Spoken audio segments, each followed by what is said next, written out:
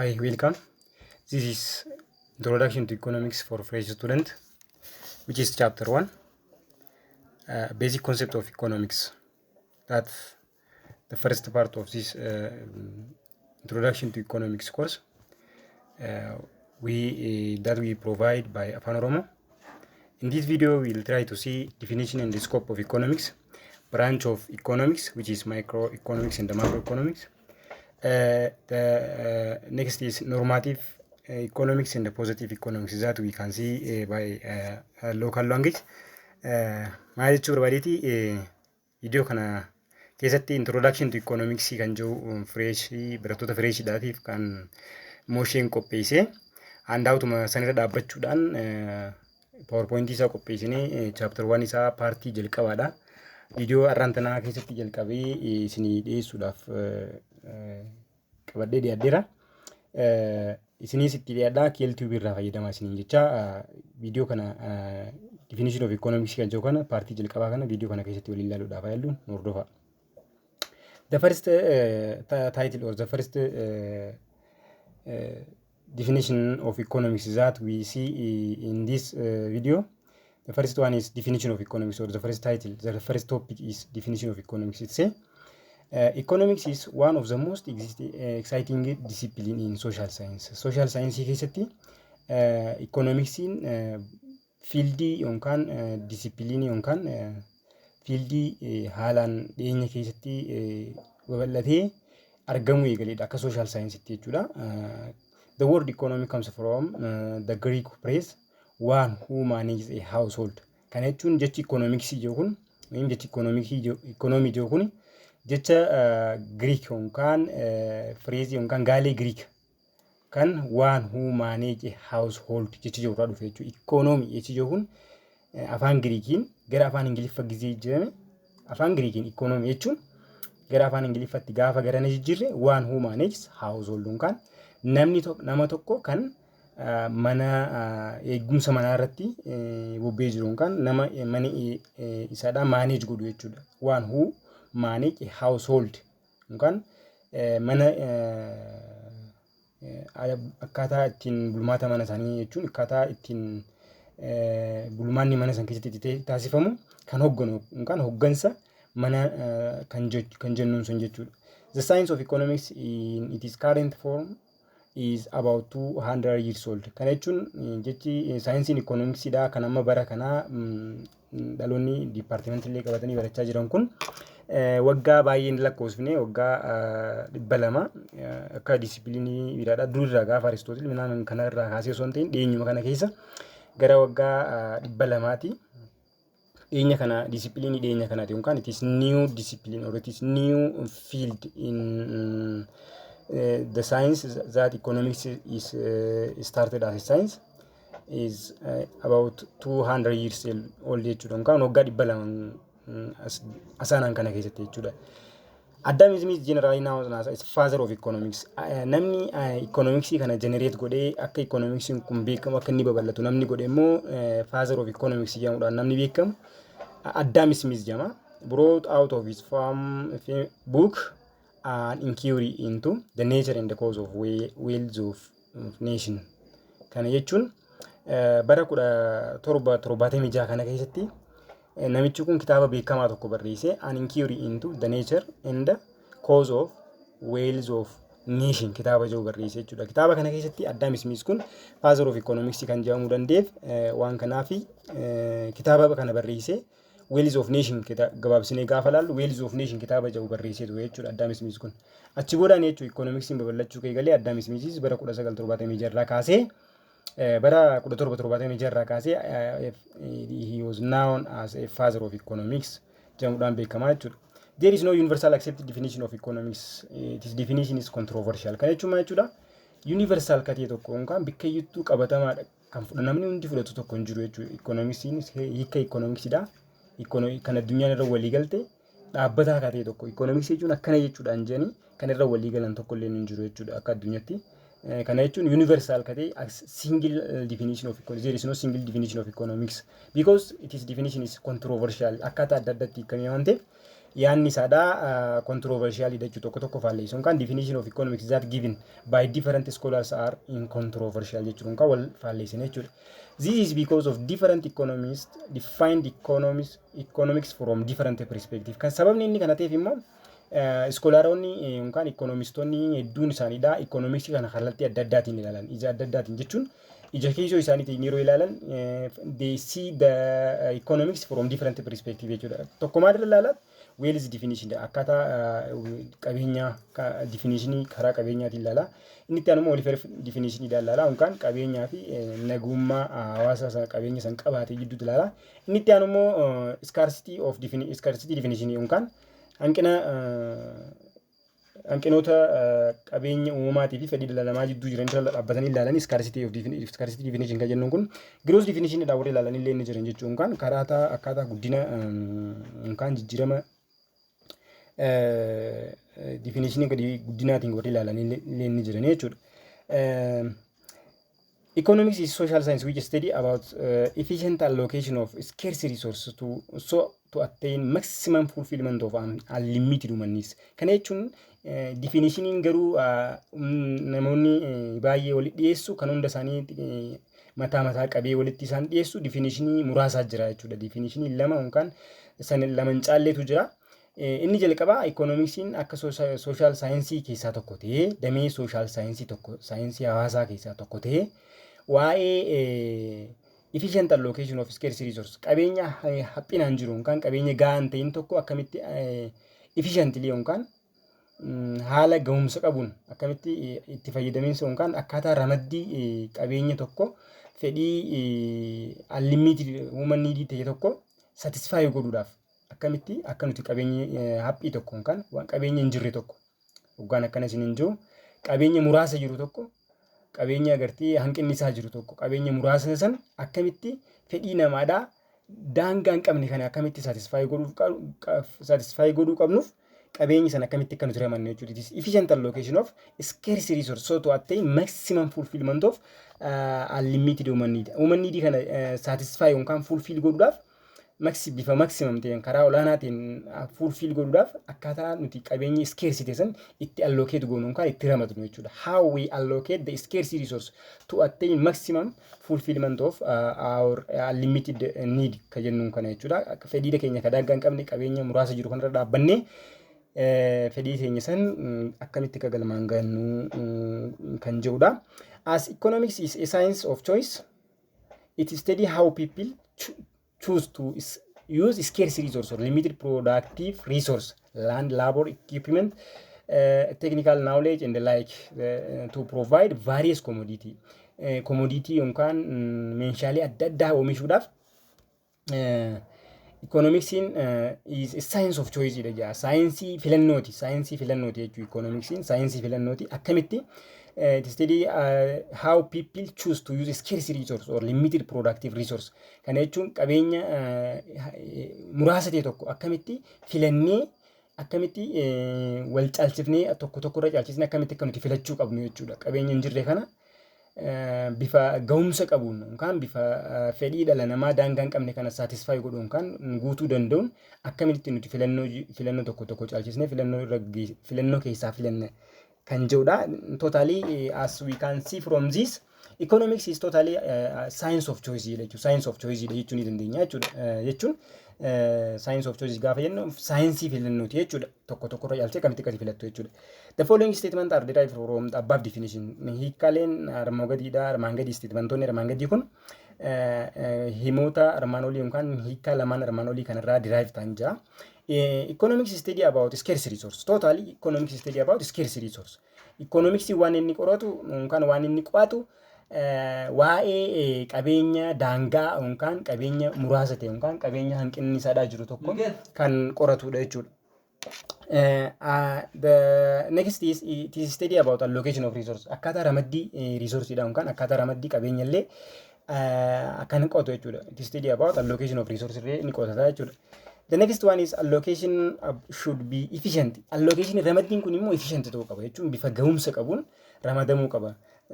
Inni itti aanu immoo human needs are unlimited. Fedhiin dhala namaadha daangaa miti. Kanaafuu hiikaalee kana jidduu naanna'aa jechuudha economics as totally as we can see from this slide. Economics study about scarce resource. Totally as I said, it study about scarce resource. Waa'ee qabeenya haphinaan jiru kana kan qotu jechuudha. Inni itti aanu immoo it study about allocation of resource.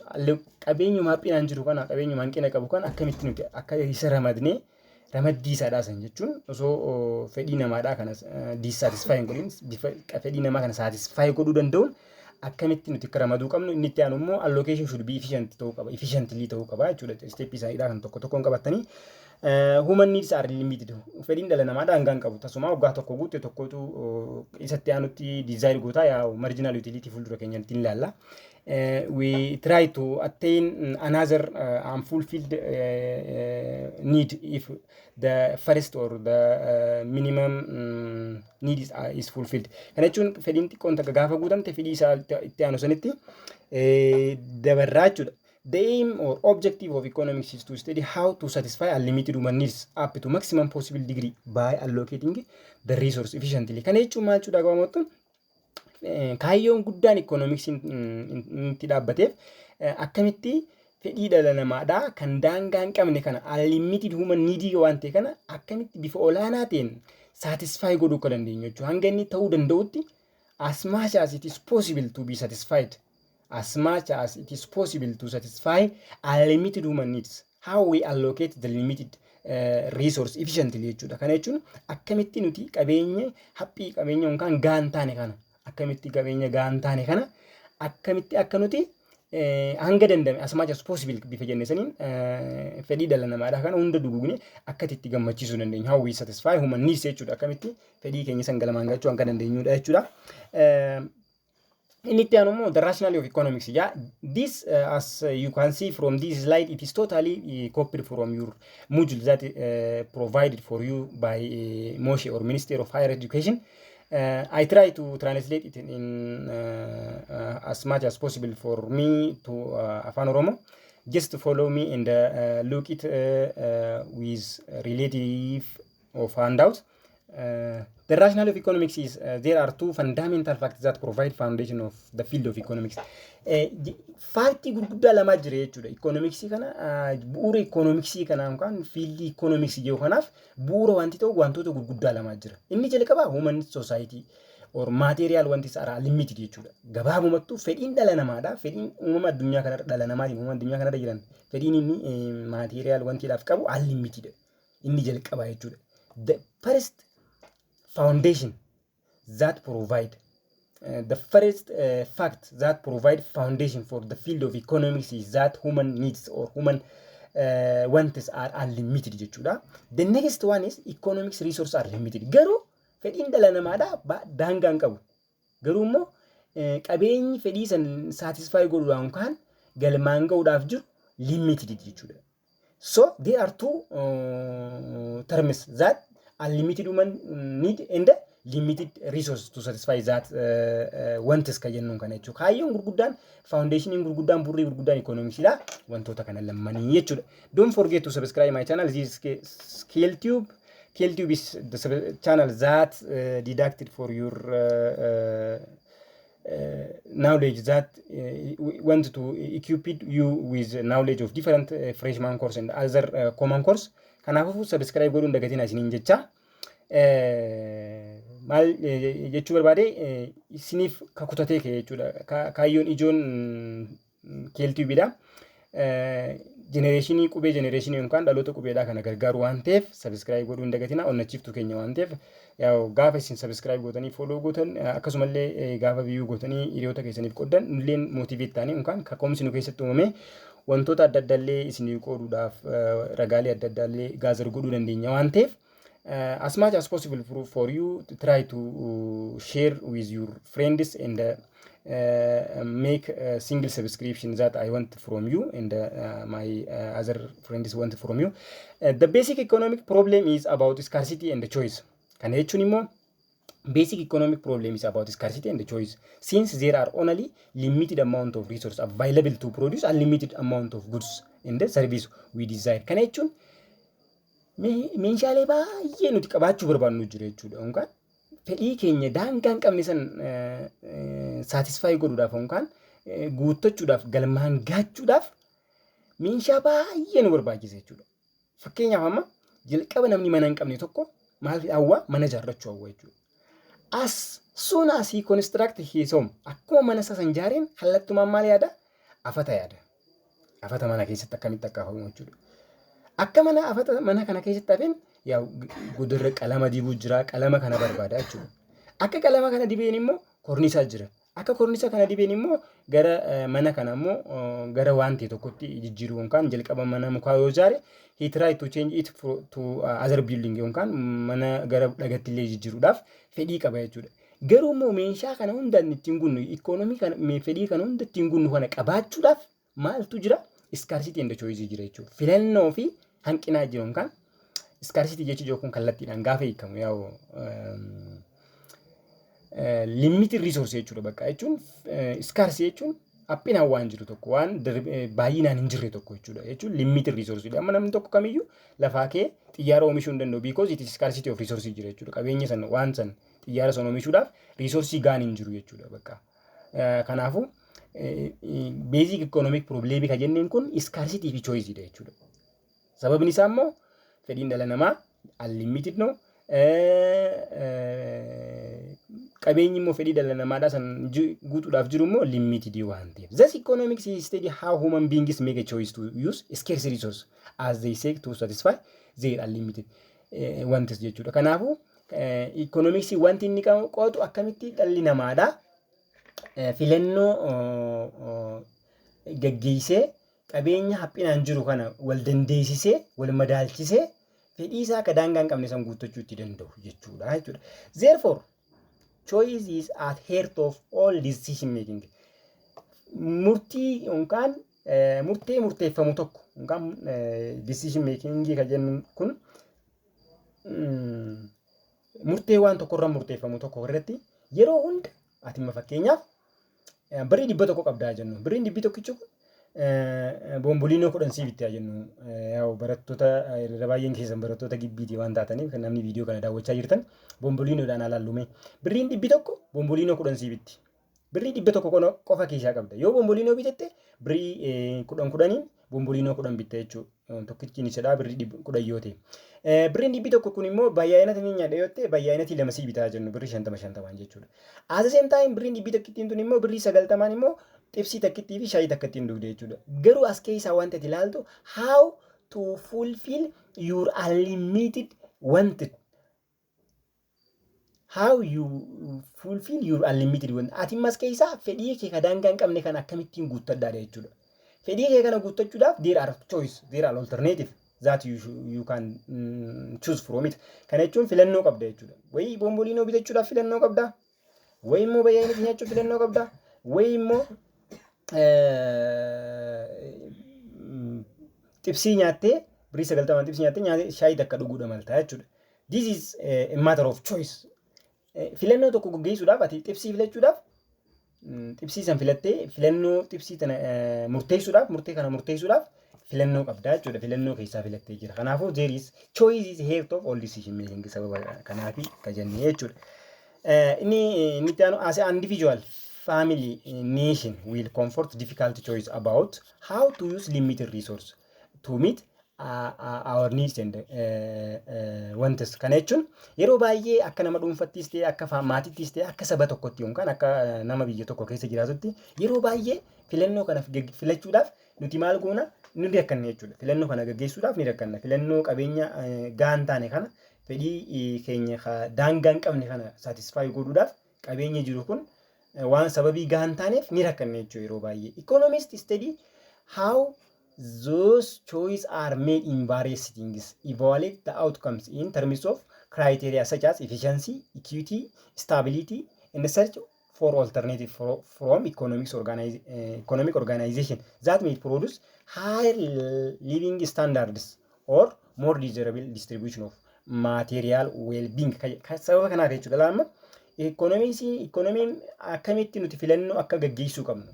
How we choose from different existing choice, how we make the decision to make a decision, how we make a choice. Akkamitti immoo organizationii wantoota nuti barbaannu san produce godhan keessaa akkamitti filannee filannoo akkamitti akka gaggeessuu qabnu kiraayiteriyaa kan lafa nu kaa'u jechuudha. Ikoonoomii jechuun ulaagaalee filannoo nuti filachuudhaaf barbaadne san guutuu qabu kan nuuf lafa kaa'u jechuudha. Na hubattan jeetii yaada. Kiraayiteriyaa jechuun ulaagaalee namni tokko gaafa filannoo filachuudhaaf filannoolee jiran keessaa murtee tokko murteessuudhaaf filannoo jiran keessaa filannoo tokko filachuu qabaa jenne. Because choice is heart of all decision making waa jennee jecha. Kanaafuu namni sun ulaagaalee tokkorra dhaabbatee filannoo filachuu qaba jechuudha. So economics provides that criteria yookaan ulaagaalee silaa namni tokkorra dhaabbatee filannoo geessan maal godhaa? Criteria san provide godhaa jechuudha. This is rationality of economics. Don't forget to subscribe our channel.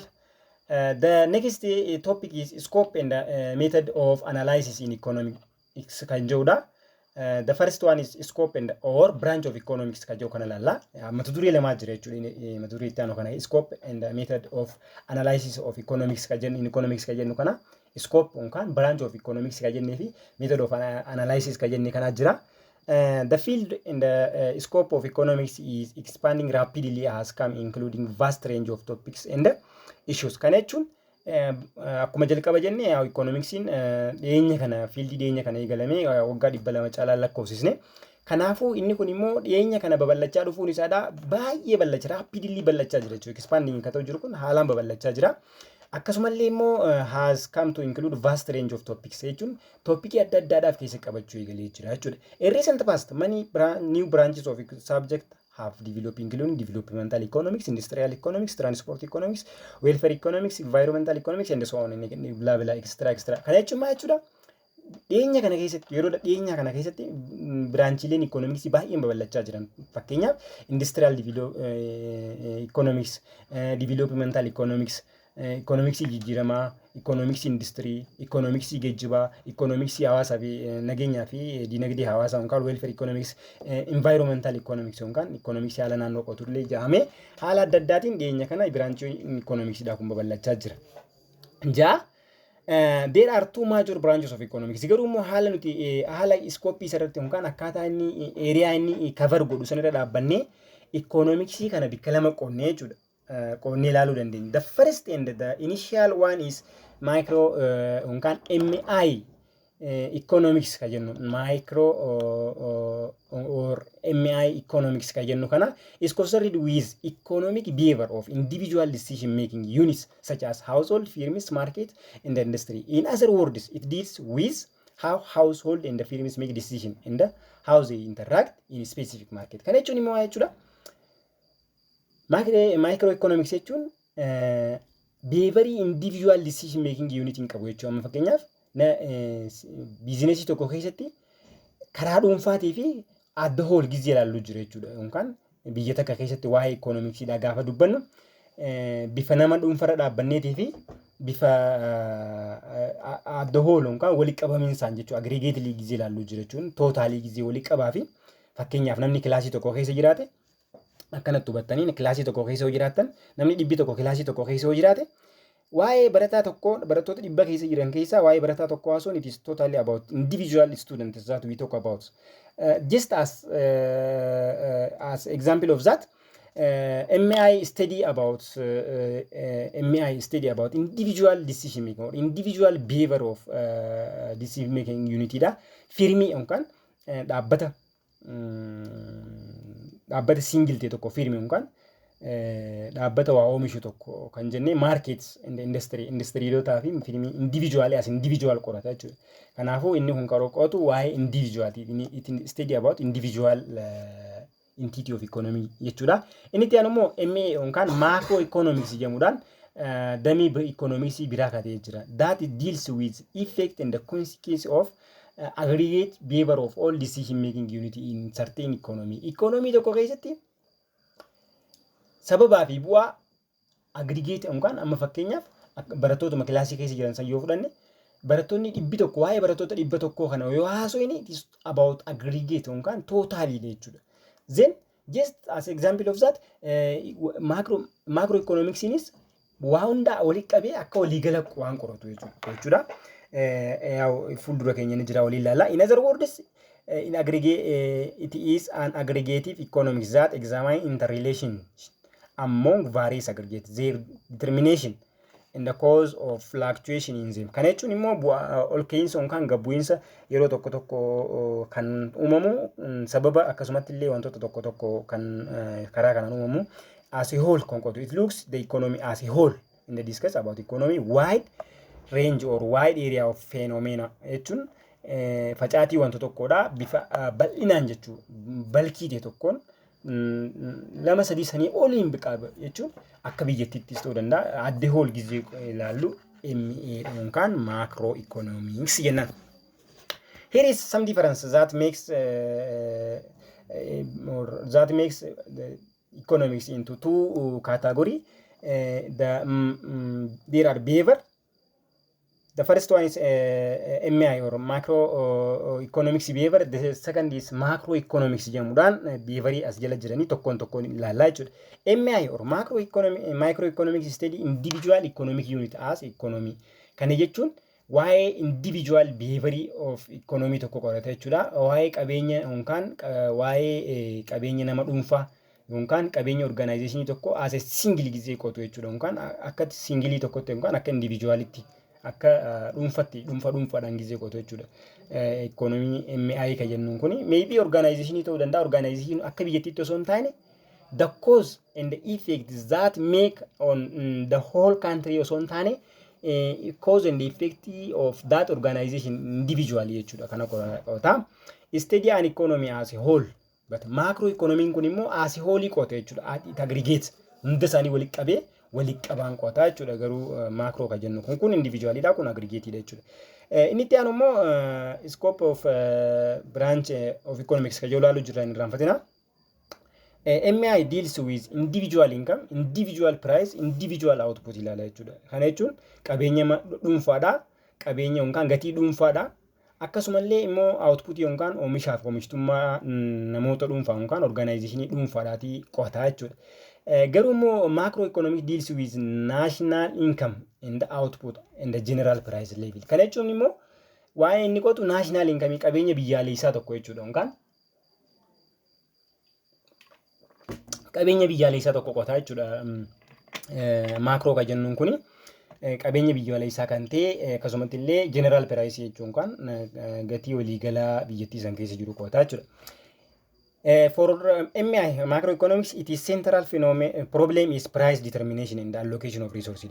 Central problem of MI is asitti qorumsa irratti illee isin dhufuu danda'a. What is central problem of MI yookaan macroeconomics yoo isin gaafate it is price determination yookaan akkamitti price tokko output tokko determine goonee kaa'uu dandeenya. How we compute the price of single product jechuudhaan qonnee main central problem isaadha isa kana jennee ilaaluu dandeenya. The macro or MA economics central problem is the central problem is determination of level of income and the employment. Level of income and the employment jamuudhaan central problem of macroeconomics immoo maalidha? Level of income yookaan sadarkaa qabeenyaatii fi ramaddii yookaan employment jechuudha. Yookaan akkamitti ramaddii biyyattii san keessatti akka jiru jechuudha. For that matter, for MI, central problem is price determination and the allocation of resources. For macro, the central problem is determination of level of income and the employment jechuudha. Kanaafuu akkasitti akka dabalataniin barbaada. The next one is its main tools are demand and the supply of particular commodity and the factors. Kana jechuun maal jechuudha? Main tools in isaanii yookaan meeshaan ijoon MI itti fayyadamu demand and the supply of particular commodity yookaan maal jennaani dhiyeessitootaa fi barbaaddoota yookaan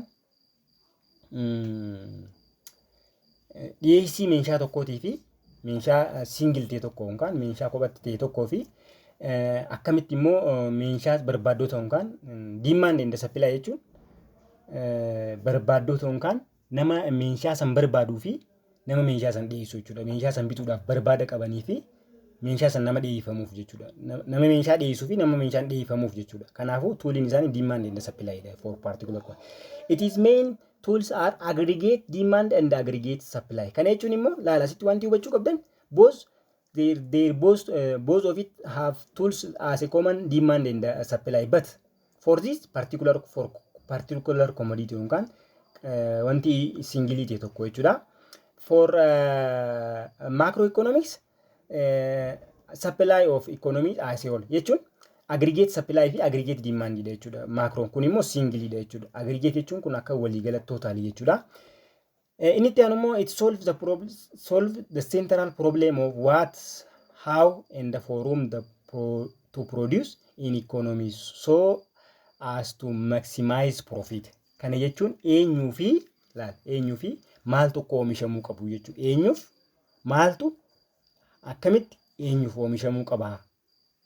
Profitii tokko maximize godhuudhaaf yookaan bu'aa tokko maximize godhuudhaaf eenyuuf maaltu akkamitti oomishamuu qaba. Gaafilee jaan kana deebisa jechuudha. Garuu immoo macroon immoo maal ilaala? Help is to solve central problem or full central problem waan ta'in isaan laalu full employment of resource in the economy. Biyyattii san keessatti full employment waan jennuun kana jechuudha. Level of income keenyaa fi employmentiin keenya gaafa equilibrium ta'an jechuudha. Yookaan equilibriumiti jechuudha. Asitti wanti hubachuu qabdanii. Discuss how equilibrium of consumer and producer or an industry is attained. Ijoon wanti inni discuss godhu scoping kana wanti inni qaceellotti eemin isaadha. Micron kun maalidha? How the equilibrium of consumer fayyadamtoonni fi oomishtoonni meeshaalee yookaan gudii tokkodha yookaan goods ka jennuun kun isaan kun how consumer and the producer, how demand and the supply become to equilibrium ta'uudhaaf yookaan wal qixa ta'uudhaaf how to attain the equality of demand and the supply jechuudha. How the consumer and the producer to become equal ka jennuun kun jechuudha. Inni itti aanu macroeconomics jedhatu immoo concerned with determination of equilibrium levels of income and employment at aggregate level. Aggregate level kanatti akkaataa waliigala kanatti kan laaludha. Mee fakkeenya qaban isaan kun hundumtinu example individual income yaw micro yookaan MI ka jennuun kun individual income yookaan qabeenya nama dhuunfaa qabeenya qusannaa nama dhuunfaa qusannaa meeshaa singilii ta'e tokko akkasumatti illee individual firms output yookaan oomishtummaa nama dhuunfaa tokko individual consumption fayyadaminsa nama dhuunfaa tokkooti waan inni ilaalu totally waa'ee nama dhuunfaati jechuudha. Macro jechuun meeshaa ta'e meeshaa dhuunfaa tokko saving yoo ta'e saving nama dhuunfaa tokko yookaan baankii tokko kan ilaalu jechuudha. Example national income, national saving, general price level, national output, aggregate consumption kun immoo eenyu jala qotaman isaan kun hundumti isaaniidha. Macroeconomics yookaan ME jechuudha. Kun akka biyyattitti kun immoo akka nama dhuunfaatti. Kun akka warshaan tokko dhiibbaa warshaan tokko akka biyyatti fide kun immoo dhiibbaa warshaan tokko nama dhuunfarra fide jennee gaafa addan baasnee ilaallu jechuudha. This is totally about scope of branch of economics ka jennudha. There is another concept that included in this video is positive and normative analysis of economics ka jennudha. Asitti wanti ijoon akka isin hordoftan ani barbaadu what is positive economics and what is normative economics jennee analysis kana bifa lamaan nu adda baafannee hubachuu qabnaan abdii kiyya. Isinis subscribe share godhuudhaan keeltiyuubiin chaanaala keessan isiniif jecha dhaabbateedha. Akkuma yeroo darbee kaasaa turre isiniif jecha dhaabbatee it is dream is to help qubee generation jennee jira. Kaayyoon isaa inni guddaan qubee generationii kana gargaaruudha jennee jira waan ta'eef just follow me for let me proceed to positive and normative analysis of economics. Economics can be analyzed from two perspectives. The first one is positive economics and the second one is normative economics. Jechuudhaan bika lama qoodama jechuudha. Positive economics fi normative economics jechuudhaan economics kun bika lama qoodamuu danda'a ammallee jechuudha. Perspective yookaan ejji nuti ilaalluun akkaataa nuti economics kan ittiin qo'achuu dandeenyu jechuudha. Kan reefu sun area of coverage jechuudha. We depend on area of coverage. We categorize economics as microeconomics and macroeconomics. But from perspective how we judge something, how we make decision of something, we can analyze economics or we can categorize economics into two ways: positive economics and normative economics. What we mean by saying that positive economics, it concerned with analysis of facts and attempt to describe the world as it is. Positive economics ka jennuun addunyaan tun akkuma jirtu sanitti fudhatee analyze godhee akkuma jirtu saniif deebi'ee describe godhu jechuudha. Kanaafuu amma fakkeenyaaf Abdiisaa namni maqaan jedhamu tokko fakkeenyaan isin godhuu deema laala waa'ee positive economics dha kana. Namni maqaan isaa Abdiisaa jedhamu nama qal'aa, nama diimaa, akkasumatti illee nama yeroo baay'ee shurraabii diimaa uffatu yoo jenne Abdiisaa jechuun positive economics akkamitti kan inni qo'atu jechuudha. Nama diimaa, nama qal'aa, nama shamizii diimaa uffatu yookaan shamiza diimaa uffatu jee akkuma inni jiru sanitti it describe the world as it is. Akkuma inni jiru sanitti akkuma inni wanti sun jiru sanitti akka describe nu godhu jechuudha. It try to answer the question what was, what is, what will be. Gaafiin ijoon positive economics yeroo baay'ee ni deebisu maaltu ture ammoo maaltu ta'u jira fuulduratti yoo maaltu ta'uuf jira maaltu ta'aa ture yookaan maaltu ture amma immoo maaltu ta'u jira fuulduratti immoo maaltu ta'uuf jira waan jiru kana kan nutti himu jechuudha. It does not judge a system as a good or bad, better or worse. Kana jechuun immoo inni kun maal godha waa'ee tokko murteen kan jechuudha. Amma fakkeenyaaf Suudaan Itoophiyaa weerarte yoo jenne Itoophiyaan Suudaaniin weeraramuu jirtidha. What is jechuudha. Amma maaltu ta'u jira yoo kan nutti himute kan akkasitti nutti hima. Egypt Itoophiyaa weeraruu jirti yoo jenne just it tell us, it describe the situation as it is. Situation san akkuma inni jiru sanitti describe godha jechuudha. Murtee tokkoon kan nu jechuudha. Positive economics ka jennu kana jechuudha. Mee fakkeenya tokko jira asirratti ilaallu that related with our topics. The current inflation rate in Ethiopia is 12%. The next example is poverty and unemployment are biggest problem in Ethiopia. Kana jechuudha wanti isin hubachuu qabdan current inflation rate in Ethiopia is 12%. Inflation in Ethiopia keessa jiru yaa kun waggaa muraasa dura waan barreeffame bakka malee gaa amma yeroo nuti amma keessa jiru kanatti is above 12% dha. Kan ammaan tana jiru son taane kan yeroo darbee barreeffame dha asirratti kan jiru. The current inflation rate in Ethiopia is 12%. Percentii 12. Inna maaltu haa ta'u waa tokko haa ta'u kana haa ta'u hin jenne jechuudha. Waan jiru sun qofa nutti himu jechuudha. Poverty and unemployment are biggest problem in Ethiopia. Hiyyummaa fi hojii dhabdummaan Itoophiyaa keessatti rakkoo guddaadha. Kanaafuu maal haa ta'u nu hin beeknu jechuudha waa'ee sanii. Maaliif it does not tell us what to be, what ought to be. Maaltu ta'uu qaba. Kanaafuu maaltu sirreeffamuu qaba yaada jiru tokkollee waan nu kan hin qabu jechuudha. Eenyutu positive economics. The life expectancy at birth in Ethiopia is rising. Kana jechuun life expectancy ka jennu kan urmiin namni Itoophiyaadhaa jiddu galeessaan jiraatu tokko dhiyeenya kana dabalaa jira. Just what is all above statement are known as positive economics. The statement all are concerned with real fact and the information jechuudha. Waan qabatamaan lafa jiru sanii fi odeeffannoo addunyaa keessatti amma ta'aa jiru kana kan nutti himu jechuudha. Eenyutu positive economics. Don't forget to subscribe KLTube. Inni itti aanu immoo normative economics jedhamuudhaan analysiin biraadha. Normative economics jedhamuudhaan lammaffaarratti immoo kan taa'ee jira jechuudha. Normative it deals with question like what ought to be, what the economy should be. It evaluates desirable of alternative outcomes based on one's value judgment about what is good or what is bad. Kana jechuun immoo normative economics maal qo'ata? Maaltu ta'uu qaba? Rakkoo jirtu sanii furmaanni maalii jee furmaata akka barbaadu jechuudha. What the economy should be. Maaltu ta'uu qaba? Achi booda maal ta'uu qaba? It evaluates desirable or alternative outcomes based on one's value judgment about what is good and what is bad. Value judgment nama tokkorra dhaabbachuudhaan maaltu gaariidha yookaan maaltu hamaadha yookaan yaada nama dhuunfarra dhaabbachuudhaan maaltu gaariidha maaltu hamaadha jee kan adda baasu jechuudha. By the way, you should have understand that positive economics is about subjective fact or subjective jechuudha. Subject kan ta'e jechuudha. Positive economics kan jennuun objective jechuudha. Waan qabatamaan lafa ta'e yookaan namni dhuunfaadha yaada isaadhaa fuudhee akkana jechuu hin danda'u jechuudha. It is totally see economics as a science jechuudha. Isaan kuni positive economics means they see the economics as a science akka science-itti jechuudha. Akka science-itti warra laalanii jechuudha. Isaan kun immoo subjective. Normative economics jechuun subjective jechuudha. Maaliif yaada nama dhuunfaadhaatii miti wanti jechuun yaada nama dhuunfaatiin jechuudha. It is art jechuudha. They see economics as an art jedhanii warri ilaalan.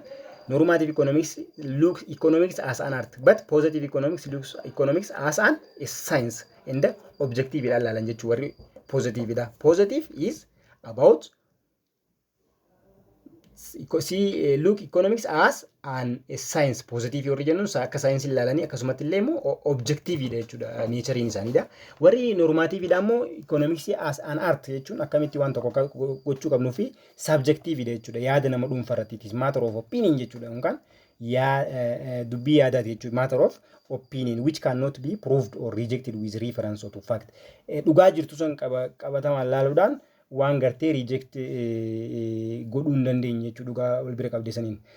Mee fakkeenyaaf the poor should pay no tax. Namni hiyyeessi qabeenya kafaluu taaksii kafaluu hin qabu. This is what ought to be like. Waan ta'uu qabu san jechuudha. Karee fusaniin adda baastanii ilaaluu qabdanii. There is a need for intervention of government in the economy. Economy keessatti giddu galtummaa mootummaadhaan ni barbaachisa. Female ought to have giving job opportunity. Job carraa hojiilee dubartoota kan namuu qaba. Any disagreement on normative statement can be solved by voting. Filannoodhaan gaggeeffama jechuudha. Any disagreement of normative can be solved by voting. But any disagreements about positive economics is solved looking into fact jechuudha. Yookaan factive information kana gara duuba deebi'ee ilaaluudhaan kan inni hiikkatu jechuudha. The next concept in this video is inductive and deductive reasoning in economics kan jedhuudhaan akkamitti economics kana reason gochuu akka dandeenyu jechuudha. Reasoning akkamitti how we reasoning the economics jennee kan laaluudha. The fundamental objective of economics is like any science is to establish valid generalization about certain aspect of human behavior. Akkuma saayinsii kamiyyuu kaayyoon ijoon economics dha maalidha? Waan qabatamaadhaan dhugaatee tokko generalize goone waan ijoo ta'e tokko bifa theorytiin lafa kaa'udha jechuudha. Thus generalization are known as theories. Yookaan waan tokko generalize goone wanti kun akkana jennee generalize goone akkuma saayinsii kamiyyuudha lafa kaa'udha jechuudha. Kaayyoon ijoon economics dha. The fundamental objective of economics is like any science is to establish the valid generalization. Those valid generalizations is known as theory. But those valid generalization is about certain aspect of human behavior. That's why amala dhala namaadha. Especially regarding to satisfying it is need based on limited resource jechuudha. Theory is simplified picture of reality. Theory want bifa theory ti lafa kaa'e kun picture of simplicity reality kana maal godha ni salphisa jechuudha. Nurraa salphisa. Amma fakkeenyaaf bifa saayinsiitiin yeroo lafa waan tokko lafa keenya maal goona ni salphate jechuudha. Wanti sun akka jaamu san wantoonni jaamuun achi duubaan jaamu sun hundinuu simplify ta'an jechuudha. Economic theory provide the basis for economic analysis which use logical reasoning jechuudha.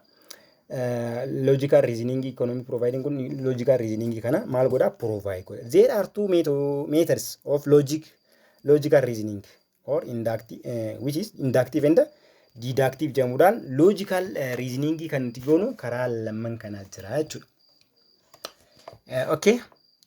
Inductive reasoning in economics yamu kaname ilalla. Inductive reasoning is logical method of reaching at correct general statement or theory based on several independent and specific correct statement. Kana jechuun inductive jechuun asirraa akkuma hubattan wantoota xixiqqishoo fi if danda'oo hedduu ta'anirraa kaanee gara wanta guddaa tokko deemu jechuudha. Jechuun ragaalee xixiqqoo ijaan argaman yookaan ragaalee xixiqqoo jiranirraa kaanee gara tiyooriitti geessu jechuudha. Ragaalee xixiqqoo jiran amma fakkeenyaaf infleeshiniin maal godhaa? Infleeshiniin gatii wayii qaaleessaa, gatii meeshaalee qaaleessaa. Infleeshiniin kun gaafa gatii meeshaalee qaaleesse qarshiin namoota harka jirtu ni dhumti. Qarshiin namoota harka jirtu kun gizee dhumte namoonni waan maallaqa kana waan wayiin bitatu ni dhabaa. Kanaafuu infleeshiniin maal fidaa? Hanqina maallaqaa fidaa. Hanqinni maallaqaadhaa immoo beela fida. Kanaafuu infleeshiniin beela fida jee waan xiqqarraa ragaa xiqqaa jirurraa ka'ee kara tiyooriitti ka deemu jechuudha. Inductive theory jechuudha. In short, it is process driving a principle or theory by moving from facts to theories. Dhugaa jiru dhaqee dhugaa jiru san gara theory guddisuu jechuudha. In the form particular to general economic analysis. Kana jechuun wanta particular ta'e tokkorraa gara general kan deemu jechuudha. It is start from particular then to general jechuudha. Wanti qarraa gara guddatti kan deemu. Inductive method involve steppiif danda'e steppii sadii qaba jechuudha. Inductive method kan jennuun kun inni jalqaba selecting a problem for analysis. Waan analyze godhuu barbaadde waan gartee xiinxaluu barbaadde san select goota. Gaafa select goote collection achi keessaa immoo collect goota. Wantoota collect goote san immoo classify and analyze of data goota. Classification maal goota? Ni qoqqoodda. Waan qoqqoodde san immoo ni xiinxalta. Data san ni xiinxalta. Then establishing the cause and effect relation between economic phenomenon. Kana jechuun faayidaa fi dhiibbaa fi bu'aa hariiroo economic phenomena jidduu jiru kana maal goota? Establish goota jechuudha. This is totally about inductive reasoning in economics. The next one is deductive reasoning in economics. Jamudan warri biratis ni jiran. It is logical way of arriving at particular or specific correct statement that starting from correct to correct general statement. Kana jechuun immoo waan guddaa theory guddaa jiru tokkorraa amma fakkeenyaaf akkuma reefu jenne inflation beela fidaa jenne kuni theory bira gaame jalqaba inflation maallaqa nama harkaa fixa jenne wantoota meeshaa bituudhaaf humna guddaa nama baay'isa jenne meeshaa nama harkaa maalleen nama harkaa dhumuun kun immoo namni waan bitatuun dhaba namni waan bitatuun gaafa dhabe immoo maaliif dhufa gara beela dhufa kanaafuu inflation beela fida jenne waan xiqqaa sanarraa gara guddaa dhufne garuu immoo amma kanarra inflation beela fida akkami beela fida jalqaba inflation akkanitti beela fidu maallaqa nama harkaa fixa sababni inni maallaqa nama harkaa fixuuf immoo meeshaalee hedduu meeshaalee muraasa qarshii hedduudhaan bitama kanaafuu inflation gaafa jiru beela fidaa sababni isaadhaa immoo qarshii akkasii nama harkaa fixa meeshaa waa xiqqoo qarshii guddoon bitanii kanaafuu kana jennee gaafa nuti dubbannu waan guddaa lafa taa'ee tokko jiru tokkorraa theory guddaa lafa taa'ee jiru tokkorraa gara wanti xiqqootti gaafa nuti gadi bu'aa deemne that is known as deductive reasoning in economics jedhamuudhaan beekaman jechuudha. The theory may agree or disagree with the real world and we should check the validity of theory to factors by moving from general to particular. Waan guddaa tokkorraa gara xiqqaatti maal godhuudhaan adeemuudhaan yookaan socho'uudhaan laallaa jechuudha. Kanaafuu theory'n jiru sun walii haala qabatamaan addunyaa keessa jiru sun walii galuus danda'a, walii galuu dhabuus danda'a. We don't care about that, but we see the validity of theory by moving from general to particular jechuudha. Deductive jechuun guddarraa gara xiqqaatti gabbu'aa deemu jechuudha. Then there are step just like that inductive method step sadii afurii jira as keessatti illee as keessatti jalqaba akkuma jennee selecting problem for analysis collection classification and analysis of data establishing cause and effect relation between economics jennee step sadeen kana jira jechuudha inductive keessatti but in deductive method there are four steps. The first one is problem identification. Problem is an identify goota asitti immoo select goota jechuudha. Inductive jalatti select goota, deductive jalatti immoo identify goota problem san. Then specification of assumption.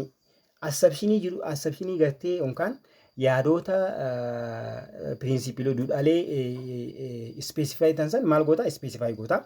Formulating hypothesis waan jiru kana ni uumta yookaan formulate goota.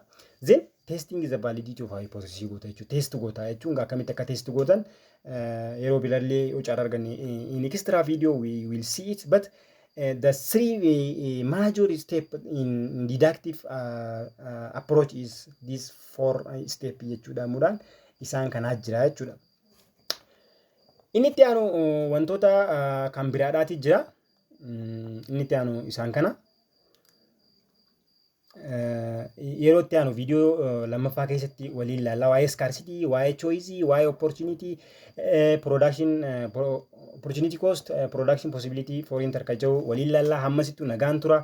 Don't forget to subscribe our channel. This is ScaleTube, the channel that deducted for generation or qubee generation gargaaruudhaaf kan abjuu godhatee keedha yeroo itti aanu namoonni itti deebinutti nagaan naa turaanis.